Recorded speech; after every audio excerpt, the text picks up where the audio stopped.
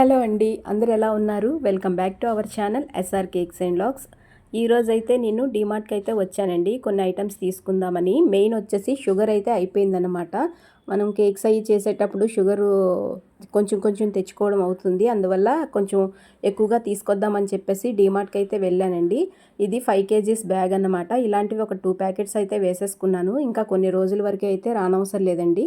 నాకు డీమార్ట్కి రావడానికి మెయిన్ ఏంటంటే వెనకాడుతుంటాను. అవసరమైనవి కన్నా అనవసరమైనవి ఎక్కువ వేస్తూ ఉంటానన్నమాట. అందుకే కొంచెం డీమార్ట్కి రావడానికి వెనకాడుతూ ఉంటాను.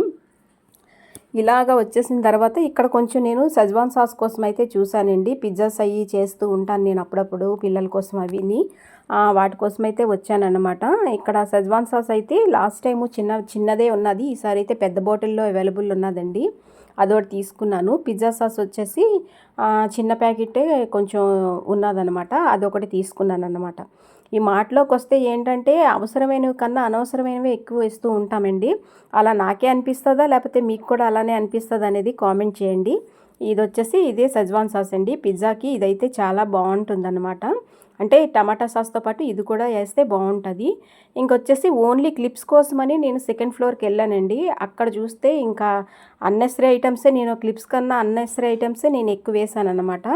చూడండి ఇందులోని క్లిప్స్ ఓన్లీ హ్యాంగింగ్ క్లిప్స్ కోసమని వెళ్ళిన దాన్ని plates, jars, plastic bottles, plastic jars, glass jars, plates ఇవన్నీ కూడా వేస్తూ వచ్చానన్నమాట.